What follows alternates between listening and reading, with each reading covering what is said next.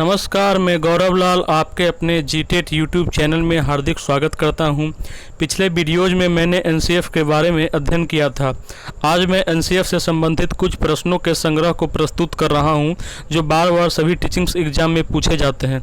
तो मैं ज़्यादा समय नहीं लेते हुए क्वेश्चन सीरीज को स्टार्ट करता हूँ।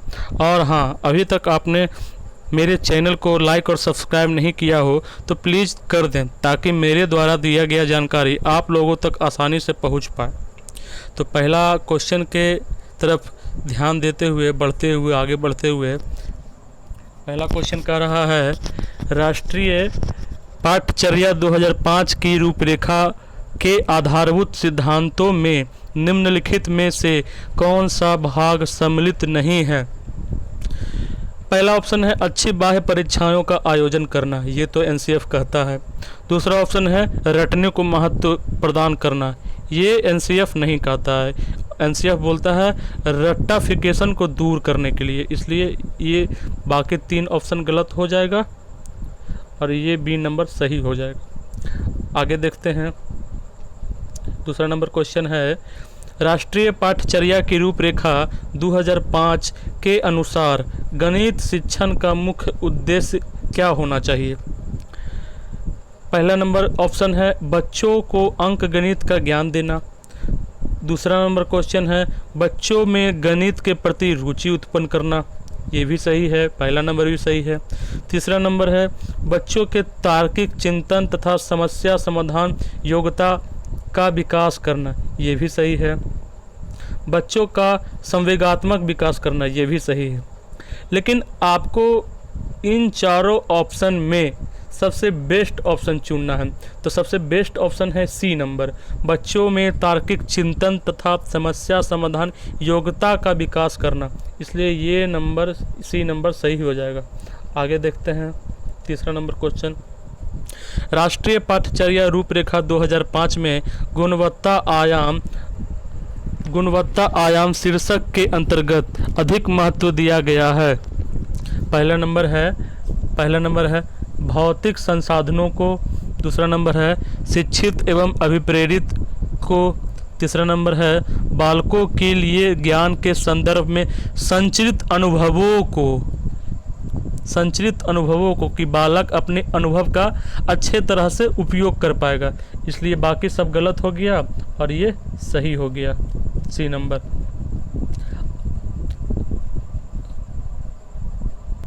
अगला नंबर क्वेश्चन है, राष्ट्रीय पाठचर्या रूपरेखा 2005 में निम्नलिखित में से किस परीक्षा संबंधी सुधारों को अपनाया गया है।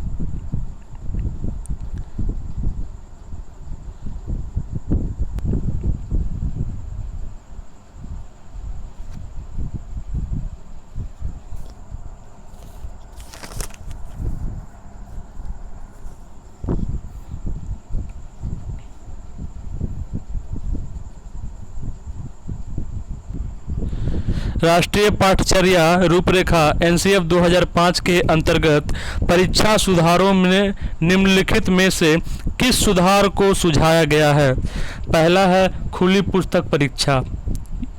दूसरा है सतत एवं निरंतर एवं व्यापक मूल्यांकन।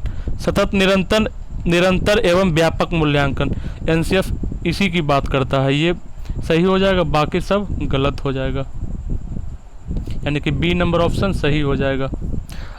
आगे देखते हैं। इनमें से कौन पाठचर्या एनसीएफ 2005 का मार्गदर्शी सिद्धांत नहीं है। पहला नंबर ऑप्शन देखते हैं, ज्ञान को स्कूल के बाहरी जीवन से जोड़ना, एकदम सही बोलता है। पढ़ाई को रटंत प्रणाली से मुक्त करना, ये भी बोलता है एनसीएफ। तीसरा है अंग्रेजी भाषा में शिक्षा देना, ये नहीं होगा। एनसीएफ तो त्रिभाषा सूत्र का इस्तेमाल करने के लिए बोलता है।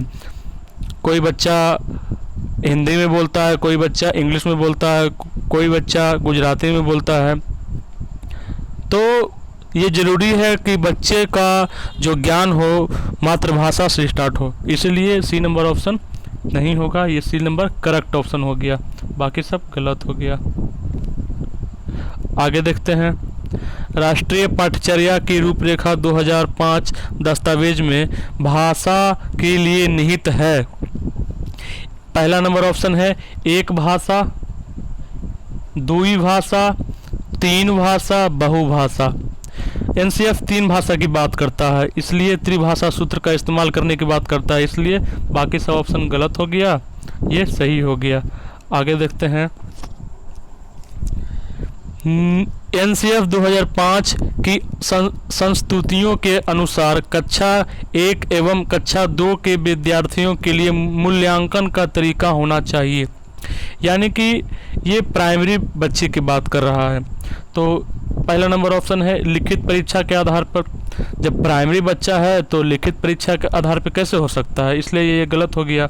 मौखिक परीक्षा के आधार पर ये भी नहीं होगा, लिखित एवं मौखिक परीक्षा के आधार पर ये भी नहीं होगा। परीक्षण के आधार पर बालक करके सीखता है, वो अपने भावनाओं को करके दिखाता है, इसलिए ये ऑप्शन सही हो जाएगा।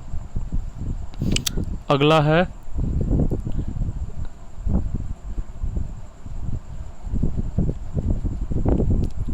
एनसीएफ 2005 के अनुसार गलतियां इस कारण महत्वपूर्ण होती है। गलतियां इस कारण महत्वपूर्ण होती है, क्वेश्चन पे ध्यान दीजिएगा। गलतियां क्यों महत्वपूर्ण होती है? पहला नंबर ऑप्शन है यह विद्यार्थियों को अनुत्तीर्ण समूह में वर्गीकृत करने के लिए महत्वपूर्ण उपकरण है। कोई भी ऐसा अभी तक शिक्षा नीति नहीं निकला है जो कि कहता है कि उत्तीर्ण और अनुत्तीर्ण को वर्गीकृत किया जाए, ये तो ऑप्शन नंबर होगा ही नहीं, ये गलत हो गया। अगला है यह अध्यापकों को बच्चों को डांटने के लिए ये भी नहीं होगा। यह बच्चे के अंतर्दृष्टि उपलब्ध कराती है तथा समाधानों को पहचानने में सहायता करती है। एकदम राइट आंसर, अंतर्दृष्टि, यानी कि बच्चा कोई क्वेश्चन गलत करता है, कुछ क्वेश्चन गलत करता है और उसको बाद में पता चलता है ये हम क्वेश्चन गलत किए हैं, तो दिमाग में उसका थॉट विकसित होता है, ये क्यों गलत किए, कैसे गलत किए, तो उसके अंदर होता है ये सब, इसलिए अंतर्दृष्टि की बात किया गया, इसलिए ये नंबर सही हो जाएगा। आगे बढ़ते हैं। राष्ट्रीय पाठचर्या की रूपरेखा 2005 के अनुसार अधिगम अपने स्वभाव में डैश और डैश है। ऑप्शन है सक्रिय सरल, दूसरा है सक्रिय सामाजिक, तीसरा है निष्क्रिय सरल, चौथा है निष्क्रिय सामाजिक।